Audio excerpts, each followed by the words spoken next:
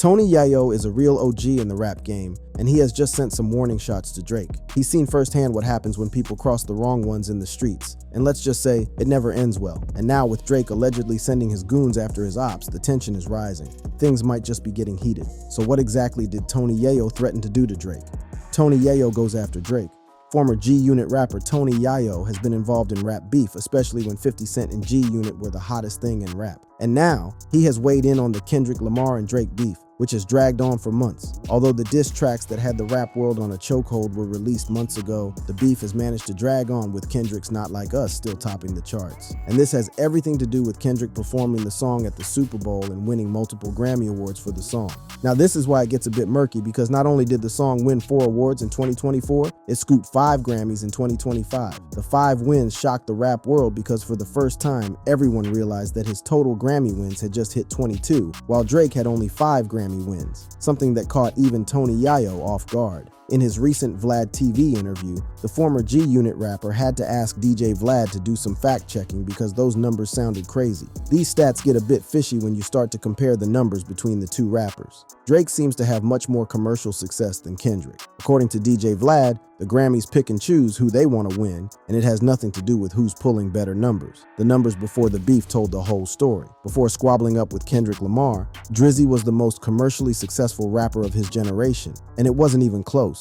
He had the most #1 singles, most top 10 hits, and most career entries on the Billboard Hot 100 of any hip-hop artist. On the other hand, K-Dot had just 2 #1 singles, and even some of his early hits like Swimming Pools, Bitch Don't Kill My Vibe, and All Right failed to crack the top 10. Drizzy's success wasn't just about hit singles, it extended to his albums as well. Before his showdown with Kendrick, he already had 13 #1 albums to his name, surpassing hip-hop heavyweights like Eminem, Kanye West, and Lil Wayne. He was also on the verge of matching Jay-Z's record of 14 #1 albums, the most in hip-hop history. When it comes to first-week sales, Drake had the upper hand. His biggest debut came with Views, moving an impressive 852,000 units in its first week, outpacing Kendrick's highest debut, Damn, which sold 603,000 first-week units. But according to Tony Yayo, the Grammys boil down to who has a positive message in their music. Drizzy makes music for the club while Kendrick's records are more positive. But that's kind of hypocritical given the fact that the song that got Kendrick 4 Grammy Awards was a diss track accusing Drake of exploiting minors. I mean, Kendrick had the whole country calling him disgusting names without any evidence that he committed these crimes.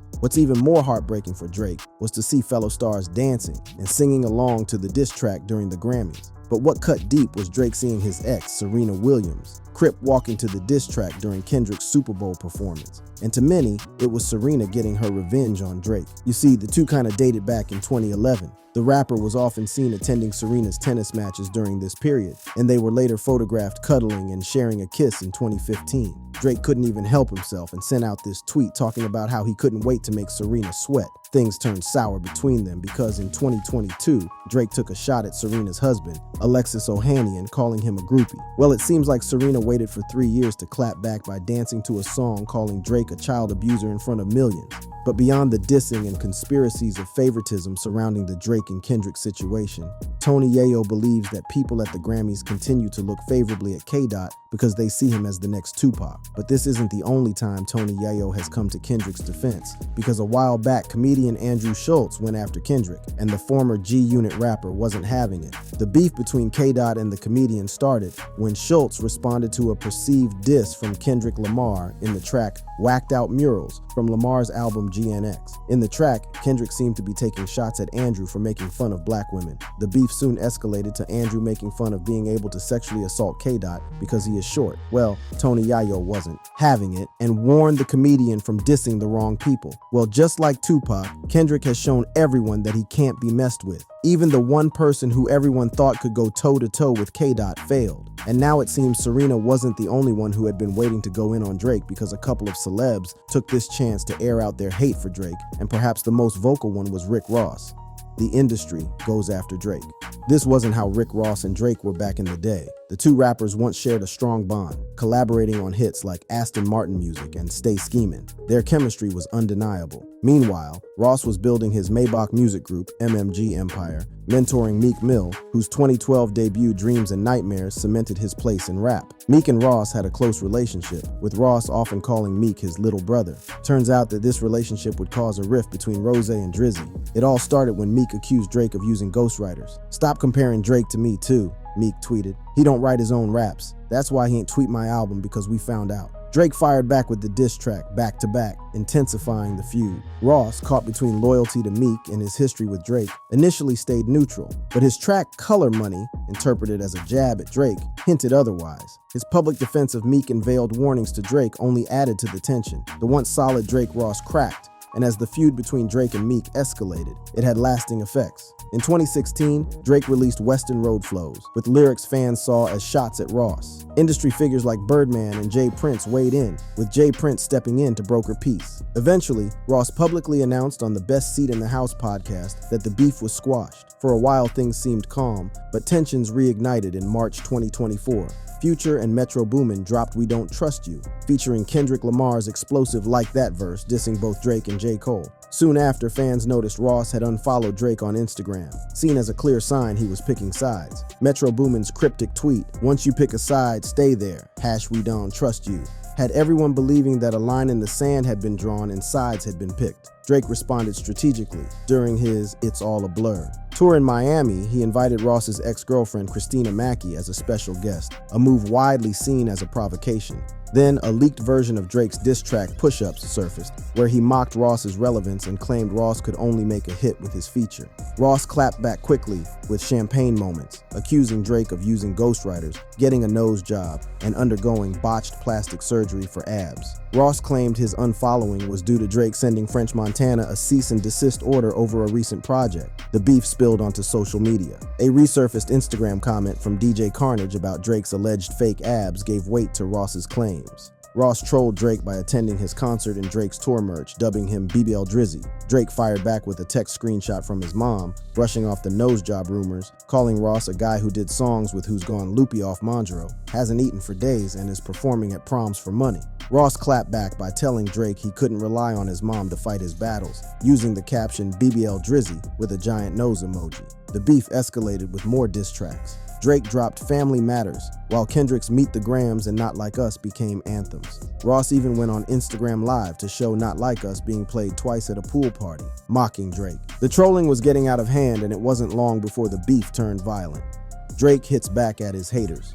Rick Ross knows better than to cause trouble in someone's hood. He must have felt invincible and took his trolling antics to Drake's backyard. Well, let's just say he found out. On June 13th, 2024, during the Ignite Music Festival in Vancouver, Ross found himself in unfamiliar territory and almost got a beatdown from goons. As the festival was ending, Rick Ross and his crew, consisting of DJ Sam Sneak, his manager, a few friends, and 2 bodyguards, began making their way through the crowd. Video footage shows Ross and his entourage moving through the crowd, while Kendrick Lamar's Drake diss song Not Like Us played in the background. Clearly, it was a dumb move because even the crowd wasn't feeling it. As Ross and his crew made their way through the crowd, tensions erupted. A group of men, reportedly Drake's stans, were waiting for them, and soon, words were to be exchanged. His team was stopped by the group, which proceeded to start an argument with the rapper and his entourage. After some back and forth, a man with a mohawk reached across and punched Rick Ross, knocking the drink out of his hand. This punch ignited a full-blown brawl. The scene quickly descended into chaos. One of Ross's security guards got separated from the group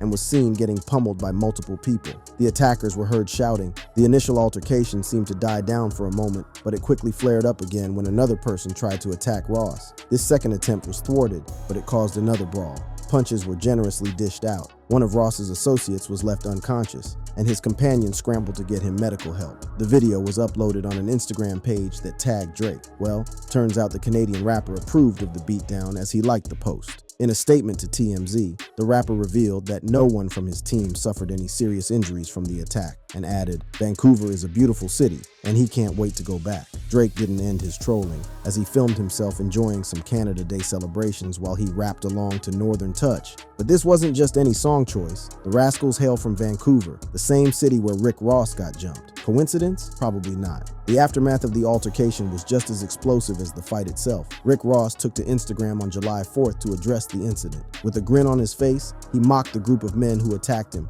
describing one of them as looking like Bam Bam Bigelow from wrestling. Ross claimed he left one of the men scared stiff after threatening to punch him. He laughed off the incident, even downplaying the sucker punch he received. But despite the diss tracks and the violence, there have been genuine questions about Drake's conduct with minors. There has been a lot of speculation surrounding the allegations K-Dot leveled against him, and even a video confirming these allegations. Drake's involvement with minors. Drake has been getting a lot of hate after a lot of evidence showing that he has a thing for underage girls has been brought to light. The first damning piece of evidence surfaced in 2019. It was a video clip from May 2010, showing Drake kissing a 17-year-old fan on stage during a performance in Denver, Colorado. On that day, fans were packed at the Ogden Theater in Denver, Colorado, eager to see Drake perform. As the show progressed, Drake decided to bring a fan on stage. The lucky fan, a young girl, eagerly joined him, her excitement evident as she stepped into the spotlight. Drake began dancing with the girl, creating an intimate moment that initially seemed innocent. However, things turned unexpectedly when Drake leaned in and kissed the girl's neck. Drake then commented on the girl's shampoo, pulled her shirt down at the back of her neck, and kissed her again, this time with more intensity. The situation escalates further when Drake reaches both hands across the girl's chest while standing behind her. He picks up the microphone and admits he is getting carried away. Then the crucial moment comes when Drake asked the girl her age. The rapper was 23 then, and should have ended it at the spot. However, Drake wasn't done, and what he said next was wild. Instead of getting the underage girl off stage, he commented about how thick she was. Drake shocked the crowd when he admitted that he had enjoyed himself and that he liked the way her breasts felt against his chest. He then kissed her on the cheeks, forehead, and lips. Although the age of consent in Colorado is 16, fans and haters have used this video to paint him in a negative light. But this isn't the only incident Drake has been accused of fooling around with a minor. This next incident is even crazier because the woman in question is now besties with Kendrick and even appeared in the now infamous Super Bowl show. This is none other than SZA. For more than a decade, SZA and Drake's short-lived fling was kept under wraps. However, the Canadian rapper would reveal that the two had a thing going on back in the day, causing the rap world to go into a frenzy, and pretty soon, he was being accused of some pretty shady stuff. You see, when Drizzy revealed that he dated SZA, fans quickly put two and two together, causing a media firestorm against him. In 2020, Metro Boomin, 21 Savage, and Drizzy dropped their Mr. Right Now collab. In the song, Drake raps, "Yeah, said she wanna fuck to some SZA. Wait, cause I used to date SZA back in 08. SZA didn't take too kindly to Drake's revelation and decided to unfollow the Canadian rapper on Instagram. What's weird is that SZA later revealed that Drake had given her a heads up before the song came out. It's never been weird. It didn't come completely out of the blue when he let me know.